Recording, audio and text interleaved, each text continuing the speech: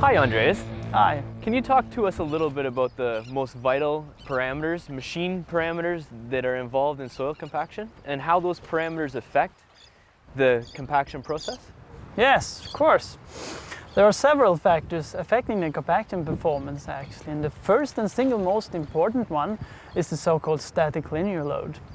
And the static linear load is simply the axle load for the drum module of the machine divided by the width of the drum. Okay, so since we're talking about load, is there some way that we could use a scale to measure that? Yes, it's possible. Imagine that you put a scale beneath the drum of the roller, reading the value indicated by the scale and dividing this value by the width of the drum gives you the static linear load. Okay, very good. It's very important actually to choose a machine with a sufficient static linear load for the specific job to be carried out. Otherwise, the compaction requirements might be difficult or even impossible to fulfill. Okay, so you've explained to us the static linear load now.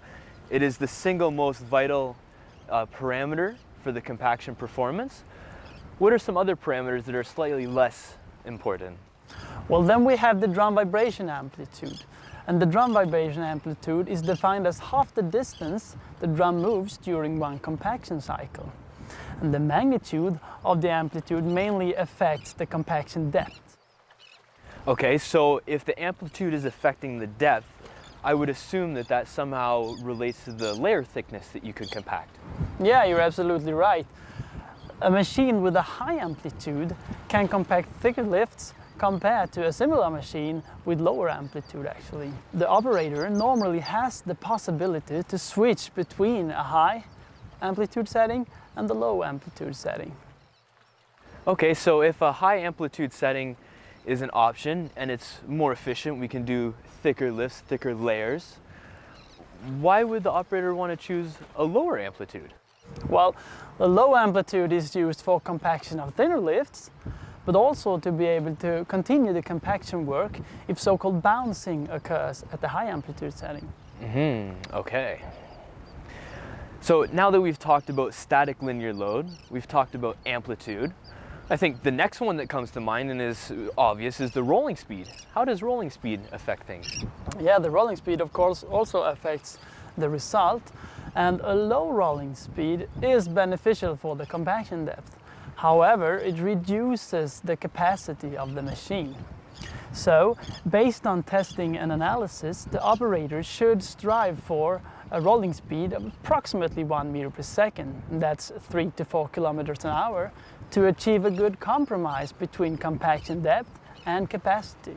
Okay, so critical point, 3 to 4 kilometers an hour is the ideal rolling speed, duly noted. Are there any more parameters that you'd like to discuss? Well, I would like to point out that the number of passes over the same area also affects the compaction result.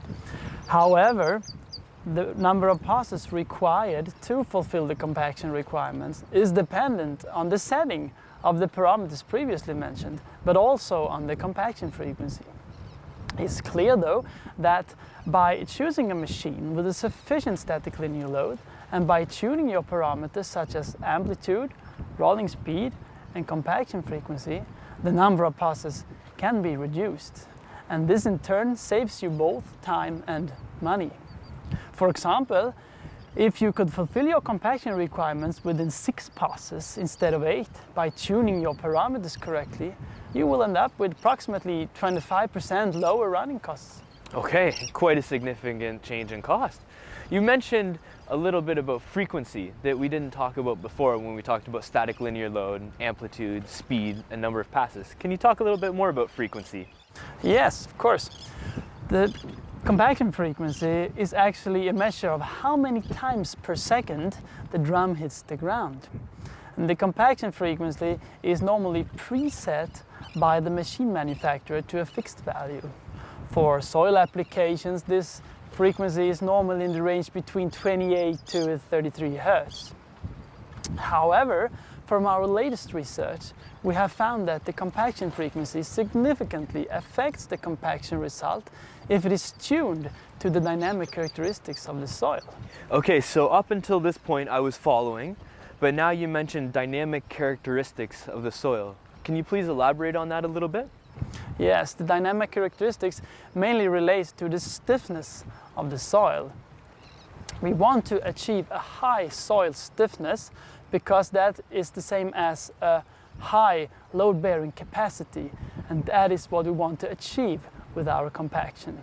Now, if we can tune the vibration frequency to the dynamic characteristics of the soil, several benefits may be achieved, such as reduced fuel consumption, reduced number of passes, less wear on your machine, and so on. On many modern rollers, the operator has the possibility to manually adjust the vibration frequency within a narrow range.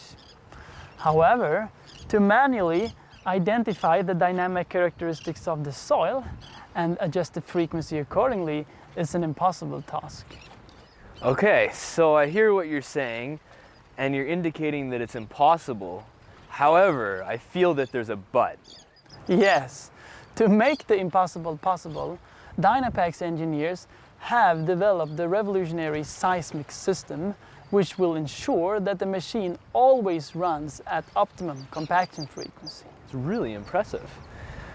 Thank you very much for taking the time today to talk to us about this and share a little bit more about the Seismic system from Dynapac. It's really going to bring us into a new era in compaction. Thank you. Thank you very much.